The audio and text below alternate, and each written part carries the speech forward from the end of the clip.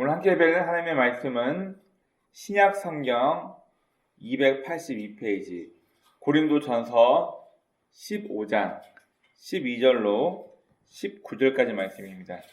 다 찾으신 줄 알고 더부터 한 절씩 교독하여 읽도록 하겠습니다. 15장 12절입니다. 그리스도께서 죽은 자 가운데서 다시 살아나셨다 전파되었거늘 너희 중에 어떤 사람들은 어찌하여 죽은 자 가운데서 부활이 없다 하느냐. 만일 죽은 자의 부활이 없으면 그리스도는 다시 살아나지 못하셨으리라. 그리스도께서 만일 다시 살아나지 못하셨으면 우리가 전파하는 것도 헛것이요 또 너희 믿음도 헛것이며 또 우리가 하나님을 다시 향해 내어 발견되리니 우리가 하나님의 그리스도를 다시 살렸다고 증언하였으리라. 만일 죽은 자가 다시 살아나는 일이 없으면 하나님의 그리스도를 다시 살리지 아니하셨으리라. 만일 죽은 자가 다시 살아나는 일이 없으면 그리스도도 다시 살아나신 일이 없었을 터이요. 그리스도께서 다시 살아나신 일이 없으면 너희의 믿음도 헛되고 너희가 여전히 죄 가운데 있을 것이요. 또한 그리스도 안에서 잠자는 자도 망하였으리니 만일 그리스도 안에서 우리가 말하는 것이 다만 이 세상의 사람뿐이면 모든 사람 가운데 우리가 더욱 불쌍한 자이라. 아멘. 예배를 위해서 기도하겠습니다. 하나님, 오늘 우리가 교회 절기상 부활주일로 주 앞에 예배를 드립니다. 하나님, 십자가에 달려 돌아가신 예수님의 부활이 없었다면 우리의 신앙도 우리의 믿음도 모든 것이 아무 의미가 없고 다 거짓임으로 끝날 것입니다. 하지만 주님, 역사가 증거하듯 예수의 부활 사건 때문에 예수님을 모른다 배반하고 도망갔던 사람들이 용감하게 예수 그리스도의 부활을 전하며 목숨 바쳐가며 예수의 부활을 증거하며 지금까지 온 세계 예수의 부활이 그리고 예수의 복음이 전해지게 되었습니다. 우리가 종교적인 마음을 내려놓고 온전히 우리가 예수의 부활을 믿고 살아간다면 어떤 신앙인으로 살아가야 할지 우리 자신이 고민하며 하나님 앞에 가치 있게 우리 인생에 살아갈 수 있도록 주님 도와주옵소서. 오늘도 부족한 자가 주의 말씀을 들고 단위에 섰습니다.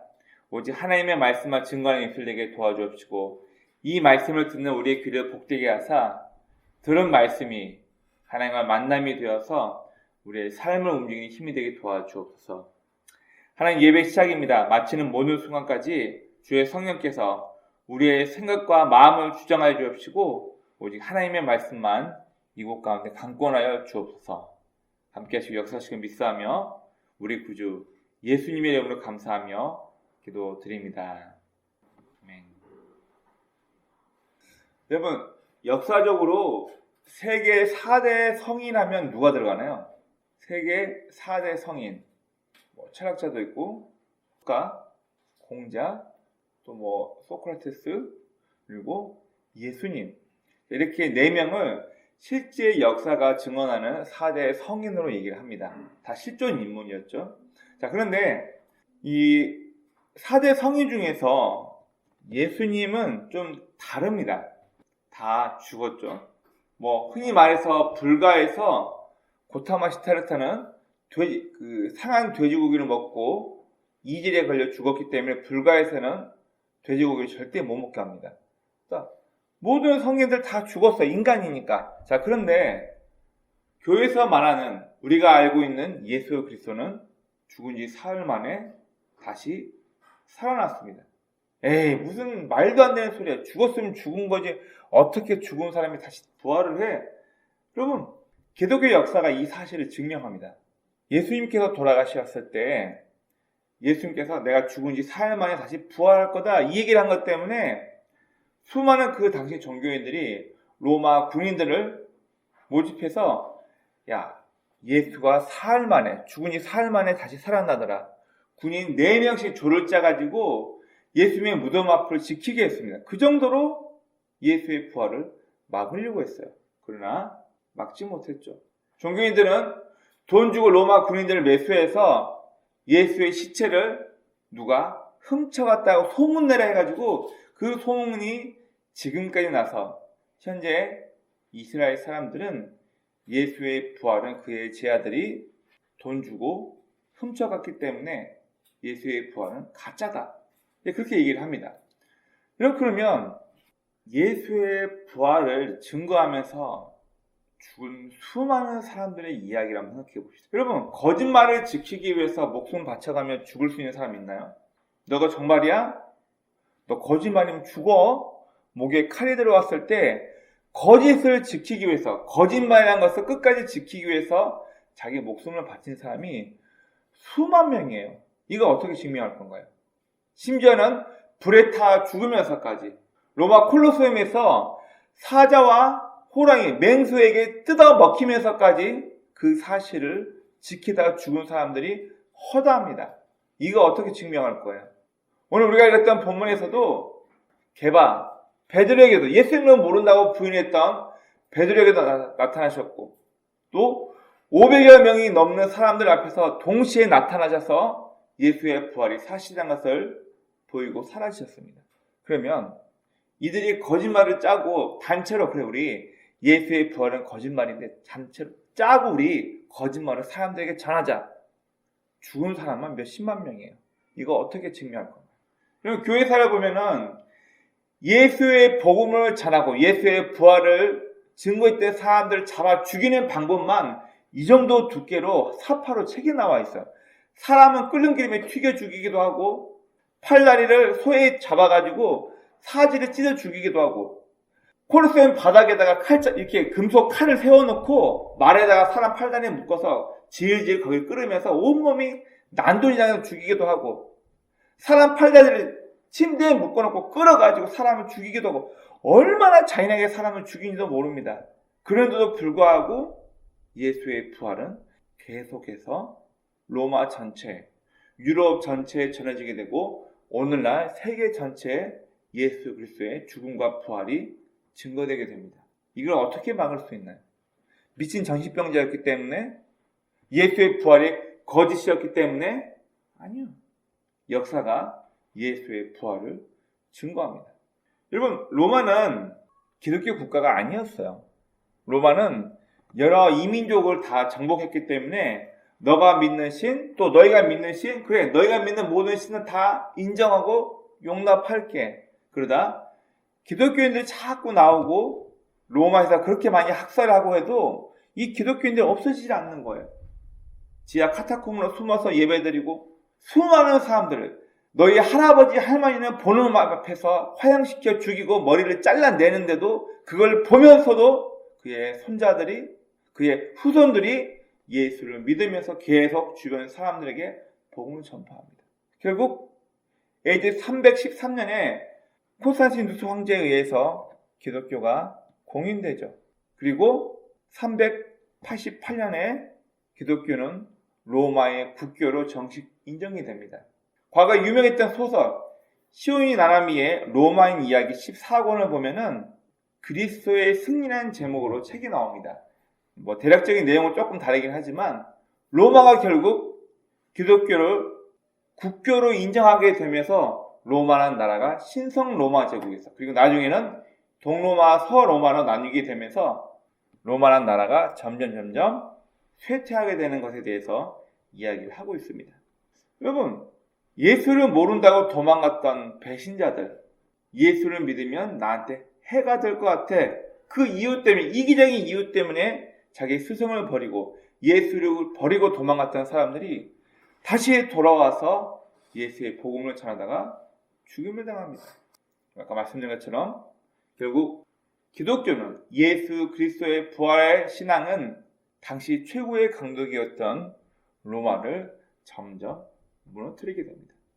여러분, 예수의 부활이 거짓말일까요? 그렇다면 지금 유럽이라는 나라는 없어져야 돼요. 거짓말이었다면 예수의 부활이 사람들의 농락에 의해서, 거짓말에 의해서 만들어진 허구라면 지금 기독교 국가가 되어 있는 유럽이라는 나라는 존재해서는 안 됩니다. 그러나 우리는 지금 유럽이라는 나라를 마주하고 있잖아요. 여러분, 오늘 우리가 읽었던 이 본문 말씀은 우리 신앙인에게, 특히 기독교를 종교로 가지고 있는 사람들에게 굉장히 중요한 핵심적인 요소입니다. 바로 우리 신앙의 근간이 되고 우리가 다른 사람에게 복음을 전하는 핵심의 기준이 되는 게 바로 예수의 부활입니다. 오늘 우리가 다 읽지 않았지만 이 15장 전체에는 이 부활에 관련된 내용들이 나와 있습니다. 먼저 12절에는 죽은 자의 부활을 입증한 그리스도 예수에 대해서 얘기하고 있습니다. 분명 십자가에 죽었어요. 그리고 유대인들이 부탁합니다. 우리 금요일에 우리 민족이 지내는 6월절인데 시체 아직까지 저희 나무에 못 박혀 죽은 저 시체를 매달려 놓으면 돼? 우리 그러기 싫다. 로마 군인들 빨리 저 예수 시체 좀 내려줘. 롱기니로서 로마 군인이 창으로 예수의 옆구리에 찔러서 심장까지 찔러가지고 죽은 걸 확인하고 예수의 십체를 끌어내렸어요. 그런데 예수가 못 박혀서 기절했다 다시 일어났다고요? 말도 안 되는 소리를 하죠. 어떤 사람들이 그런 얘기를 해요. 예수는 죽은 게 아니고 십자가에 못 박혀서 잠깐 정신을 잃었다가 다시 살아나서 기절했다가 깨어나서 돌아다니면서 자신의 살아있음을 부활이라고 거짓말했다. 여러분, 심장에 찔렸는데 그리고 그것을 보고 있던 사람들이 의학 박사가 그 사건을 뭐라고 얘기하냐면은 한 군인이 옆구리를 창으로 찔렀더니 피와 물이 나왔대요. 어떻게 사람 몸에서 물이 나와요? 여러분, 의학적으로 사람이 죽게 되면은 그것도 피 흘려 죽잖아요. 십자가 온몸에 채찍 맞고 발에 못이 박혀서 피를 흘리니까 죽은 사람 심장에는 소량의 물이 있고 사람 심장이 뛰게 하기 위해서 사람 심장에는 아주 얇은 물막이 있대요. 의학 박사 실제로 얘기합니다. 죽어있는 상태에서 옆구리 갈비뼈 밑으로 심장을 창으로 찌르니까 심장이 터지면서 피가 새어서 나오고 물막도 터지면서 물이 나온 게 실제로 관찰이 될 수 있다고 얘기합니다. 실제 의학 박사가 한 얘기예요. 그런데도 예수가 죽은 게 아니고 잠깐 기절했다고요? 바로 완벽하게 사람들 앞에서 확인사살, 죽었음을 창으로 찔러 확인하고 예수의 시체를 무덤에 갖다 넣게 됩니다. 그러나 예수님은 부활하게 되고 수많은 제자들 앞에 자기 자신을 보이고 승천하시게 되죠.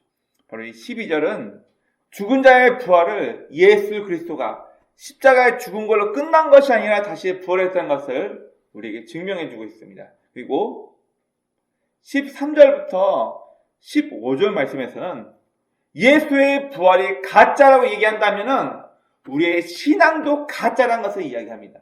여러분 그렇잖아요. 예수의 부활이 가짜인데 우리가 십자가를 믿고 있어. 여러분 예수의 부활을 믿지 않는 사람들은 이렇게 얘기합니다.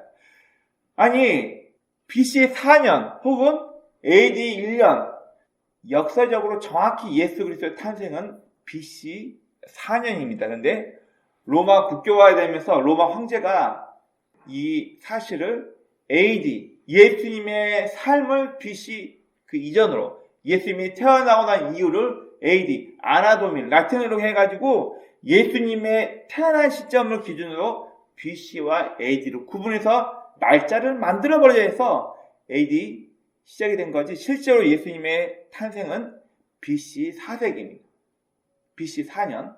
자, 그런데 믿지 않는 사람들은 지금으로부터 2000년이 넘는 과거 이스라엘 땅에서 누명을 쓰고 로마 군인들에게 십자가 사형당한 그 청년하고 나하고 뭔 상관인데 그 청년이 좋은 일 했다고 해. 그런데 그가 죽어버렸어. 그런데 그걸 믿는 게 무슨 의미 있는데 부활이 없다면 여러분 우리가 믿는 예수, 우리의 신앙, 십자가는 아무런 의미가 없겠죠. 속된 말로 옛날 과거에 한참 많은 청년들이 체게바라 평전을 많이 읽었어요. 제가 대학교 다닐 때도 체게바라는 사람의 이야기를 굉장히 많이 읽었습니다. 그 사람은 의사였다가 체코라는 나라를 부흥하고 하기 위해서 게릴라 작전, 공산권 운동 비슷하게 하면서 나라를 부흥시켰다가 나중에 배신당해가지고 총살당해 죽는 사람입니다. 여러분 예수가 그런 사람인가요? 만약 예수의 부활이 가짜라면 우리의 신앙도 가짜라는 것에 대해서 13절부터 15절에서 얘기하고 있습니다. 그리고 15절부터 18절에서는 바로 부활이 기독교에서는 부활이 우리의 핵심 신앙인 것에 대해서 이야기를 하고 있고 마지막 19절에서는 가장 불쌍한 성도가 바로 세상의 목표만 있는 사람이 가장 불쌍한 사람이라고 이야기를 하고 있습니다. 오늘 우리가 읽었던 이 본문 말씀은 먼저 예수님의 부활은 훗날 이를 믿는 성도의 부활에 대해서 증명하고 있습니다. 우리가 다 읽지 않았지만 이 고린도전서 15장 전체에서 무슨 이야기를 하냐면, 야 그래 사람이 죽었다고 해 다시 부활한다고 하는데, 야 그러면 우리 부모는 로마에서 사자와 호랑이 맹수에게 먹혀 죽었어. 우리 부모는 어떻게 되는데? 우리 할아버지는 로마 군인들이 기독교 탄압할 때 십자가에 못 박혀서 죽이면서 불질러 죽임당했어. 어떡할 건데? 아침부터 좀 죄송합니다. 역사 이 문헌을 보면 예수 믿는 사람을 아주 잔인하게 죽이고 믿는 사람들에게 혐오감을 주기 위해서 칼로 난도질 해가지고 사람 껍질을 벗겨요. 살아있는 상태거든요. 껍질을 가죽으로 실제 사람 껍질을 벗긴 상태에서 십자가에 못 박고 불을 붙이면 비가 와도 그 불이 꺼지지 않고 불탄대요. 그리고 그거를 수많은 사람들 보는 앞에서, 특별히 기독교인들이 많은 카타콤 입구 앞에다가 그걸 수많은 예수 믿는 사람들을 십자가에 매달아놓고 그렇게 불태워 죽였어요. 니도 예수 믿으면 이렇게 죽인다. 로마에서 아주 잔인한 방법으로 기독교를 탄압하기 위해서 별별 짓을 다 했죠. 여러분, 그러면 불타서 죄가 돼버린, 동물에게 먹혀서 사라져버린 이런 사람들은 어떻게 부활한다는 거예요? 여러분, 성경은 말하기를 반드시 사람의 죽음 이후에 죽음이 있어야지만, 사람은 이해할 수 없지만 하나님의 방법으로 죽은 성도가, 자고 있는 성도가 다시 예수님과 같은 몸으로 부활한다고 성경은 이야기를 하고 있는 거예요. 바로 예수님께서 먼저 십자가에 죽으셨다가 살아나심을 통해서 우리 믿는 사람들 또한 언젠가 예수님처럼 부활하게 될 것을 이야기하고 있습니다. 또 오늘 본문은 부활이 없는 기독교의 위험성에 대해서 얘기하고 있습니다. 여러분, 만약 예수 그리스도의 부활이 없더라면 우리의 신앙은 뭐예요? 우리도 불가처럼, 다른 종교처럼 내 정성을 신에게 보여가지고 내가 원하는 것 따르는 종교가 되는 거예요. 내가 108배하고 4월 초팔 되면은 연등 길가에 많이 달죠. 연등 하나가 25만원, 30만원짜리예요. 그리고 여러분, 산에 절에 가시면은 기와장에다가 막 이름 적고 날짜 적고 올리죠. 기와장 하나가 10만원이에요.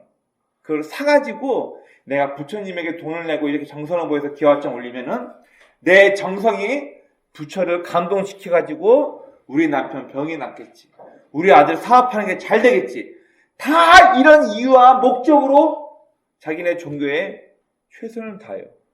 만약 부활이 없다면 여러분, 우리 기독교도 똑같은 종교가 되는 거예요.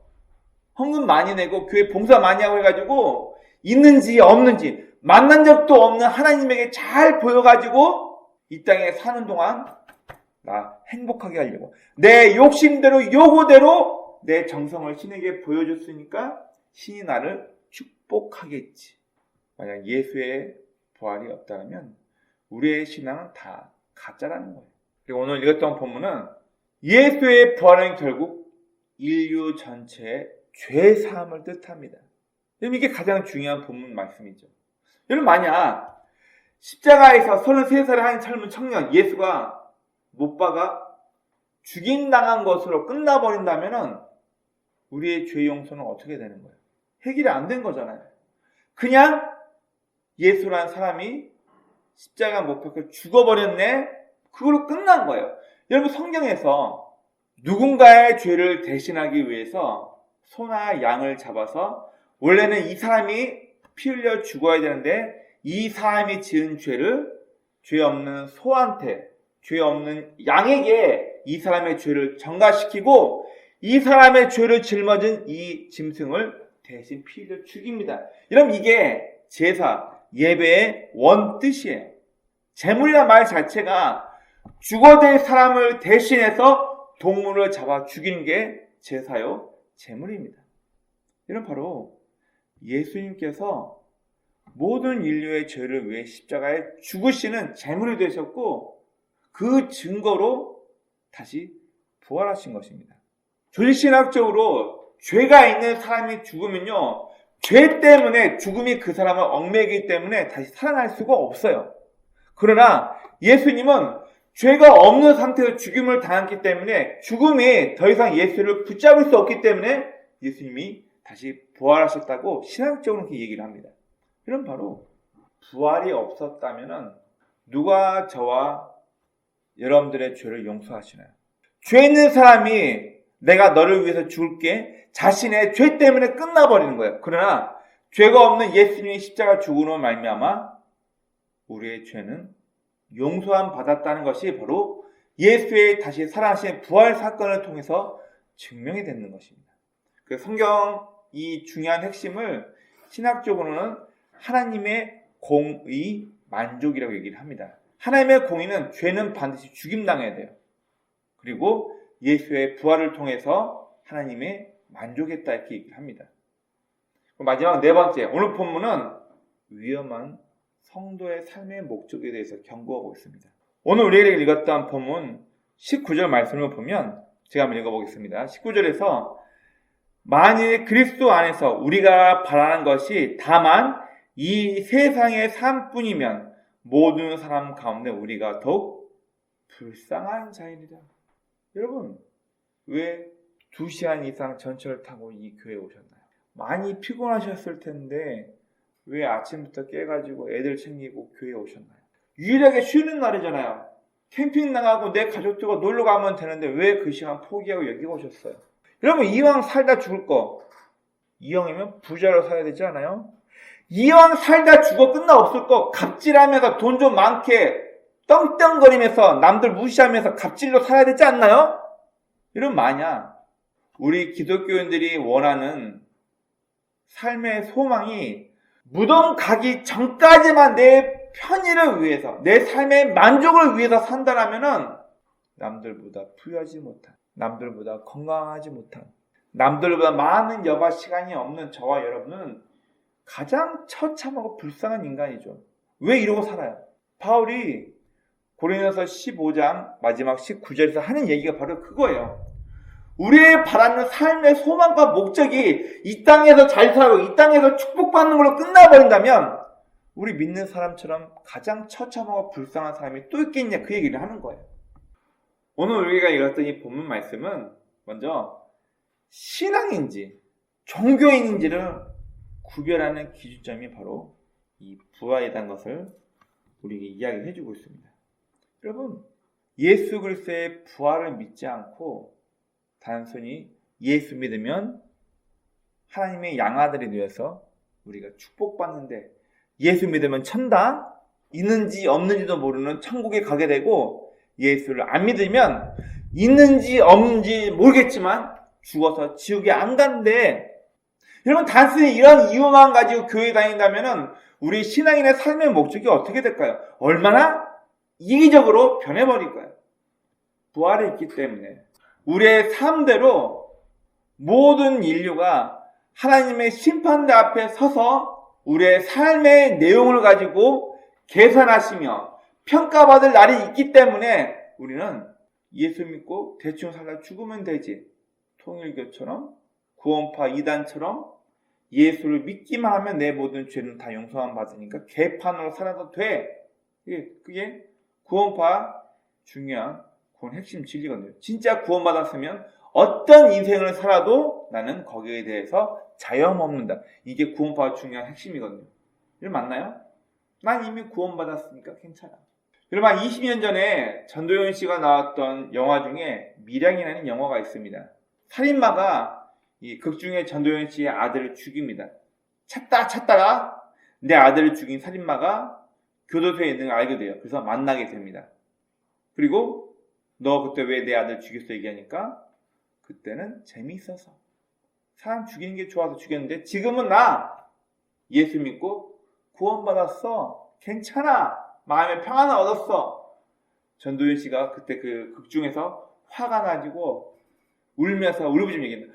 어떤 개자식이 내 아들을 죽인 저 살인마를 용서했냐. 근데 극 중에서 그런 내용이 나옵니다. 여러분, 우리의 삶이 나는 구원받았으니까 사람 죽여도 어떤 행동을 해도 내 주변의 사람이 어떤 악한 짓을 하며 못되게 살아도 나는 구원받았으니까 괜찮아. 이게 진짜 구원인가요? 아니요. 진짜 구원받는 사람은 나 또한 주님처럼 하나님의 심판 앞에 서서 내 삶의 내용에 대해서 계산하고 평가받을 날이 있다는 걸 기억하고 나도 언젠가 부활할 있다는 것을 기억하며 자신의 삶을 가치 있게 십자가의 죽음이 헛된 죽음이 되지 않도록 우리의 인생을 살려고 하는 게 진짜 부활의 의미를 알고 있는 성도의 삶입니다. 여러분, 그렇기 때문에 부활은 내 신앙이 진짜 신앙인인지 내 신앙이 종교활동하는 건지를 구분짓는 중요한 기준선이 되는 것입니다. 여러분, 그리고 부활이라는 것은 무덤 이후를 생각하는 성도의 삶에 대해서 이야기합니다. 요람부터 무덤까지 많이 듣던 이야기죠. 복지가 가장 잘 되어 있는 나라 스웨덴에서 내걸고 있는 슬로건입니다. 태어나자 바로 요람부터 죽을 때까지 무덤까지 가장 살기 좋은 나라로 만들겠다. 이게 스웨덴의 슬로건이에요. 여러분, 우리는 요람부터 태어날 때부터 무덤까지만을 생각하지 그 이유를 생각하지 않아요. 태어나서 인간답게 뭔가 복지를 누리며 혜택을 누리면서 즐겁게 살다 죽는 게 목적이에요. 그 이상은 생각하지 않아요. 그러니 존엄사, 내가 나을 수 없는 불치병에 걸렸으면 내 인간의 존엄을 생각해달라. 나도 내 삶을 스스로 죽을 의무가 있고 권리가 있다 해서 스웨덴의 그런 나라에서는 지금도 존엄사를 인정하죠. 그래서 불치병 걸린 사람들이 죽고 싶으면 자기 나라에서는 법적으로 자살이 허용되지 않으니까 일부러 스웨덴, 스위스 이런 나라로 가서 존엄사, 약물 투여를 받고 일부러 죽음을 선택합니다. 죽음 이후는 사람의 삶은 죽으면 끝이야. 이것까지만 생각하니까 사람들의 삶의 목적이 사는 동안 부자로 사는 거, 사는 동안 권력을 누리며 사는 거, 사는 동안 남들에게 칭찬받으며, 사는 동안 남들이 박수치며 부러워하는 인생을 살기 위해서 모든 삶의 목적이 거기만 맞춰져 있는 거예요. 사는 동안만. 그러나 우리의 성도의 삶은 부활했기 때문에 무덤 이후에 내가 살아온 삶을 평가하실 하나님 앞에 나의 삶이 어떻게 되어야 할지 우리는 고민하며 살게 되는 것입니다. 여러분, 그리고 성도의 부활은 결국 예수 그리스도를 본받아 사는 것입니다.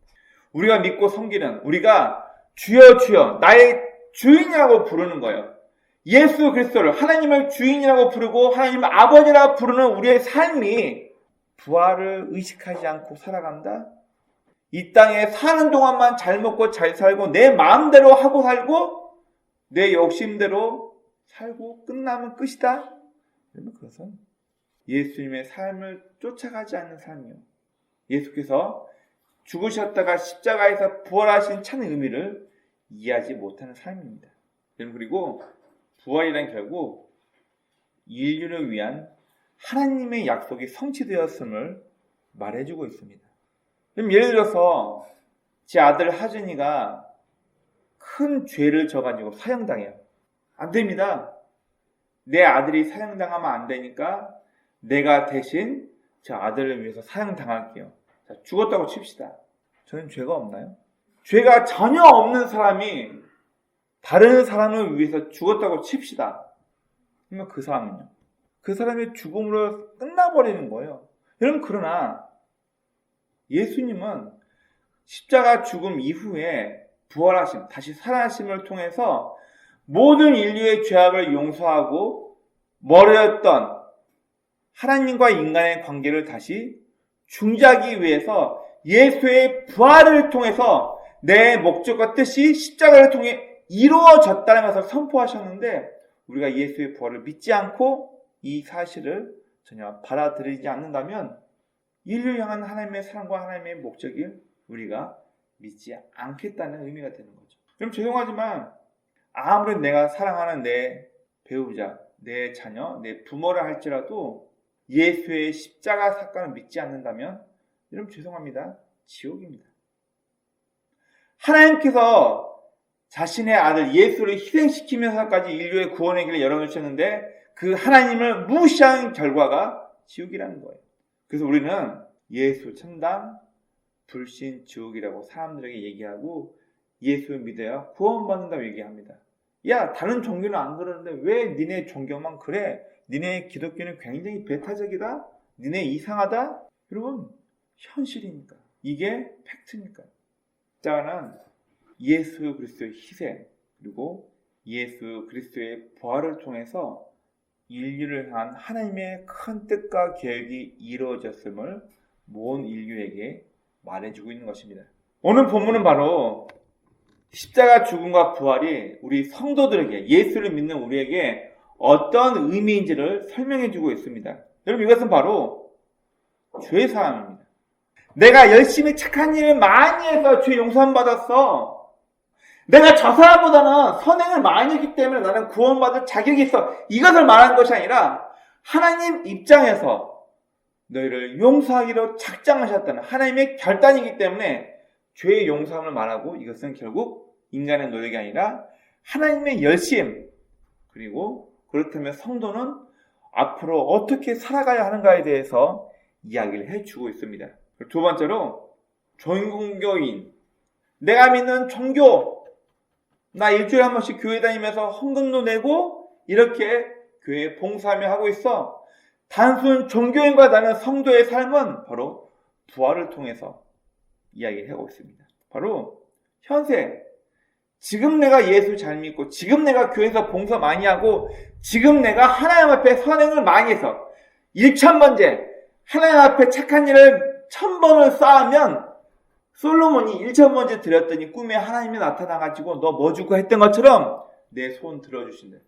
그런 게 어디 있어요? 우리는 이 땅에 사는 동안 신에게 잘 보여가지고, 이 땅에 사는 동안 내가 믿는 하나님 앞에 잘 보여가지고 내 영적인 복지 혜택을 누리면서 이 땅에 열심히 잘 살기만 누립니다. 이러면 종교인입니다. 진짜 신앙인은 현세, 지금 살고 있는 이 땅에서만의 삶을 만족으로 찾는 것이 아니라 내가 주님 만날 때, 부활하여서 하나님 만날 때 부끄러운 인생이 되지 않도록 하기 위해서 피스티스, 내 삶의 목적, 충성할 이유가 무엇인지를 발견하고 하나님 방법대로 살기 위해서 몸부림치며 언젠가 나도 주님 만날 때 부끄러움 없어야지. 네, 이게 삶의 목적이 되어서 삶을 살아가는 것이 진짜 신앙인의 삶입니다. 요람에서 무덤까지, 무덤 이후를 생각하지 않는 삶은 성도의 삶이 아닙니다. 무덤 이후에 나의 삶의 내용을 평가받는다는 것을 기억하고 무덤 이후를 생각하며 살아가는 삶이 진짜 성도의 삶입니다. 여러분, 오나웃기는 저와 여러분의 삶이 십자가의 희생이 헛되지 않도록 하나님과 사람들에게 가치 있는 성도의 삶이 될 수 있기를 주의 이름으로 축복합니다. 아멘.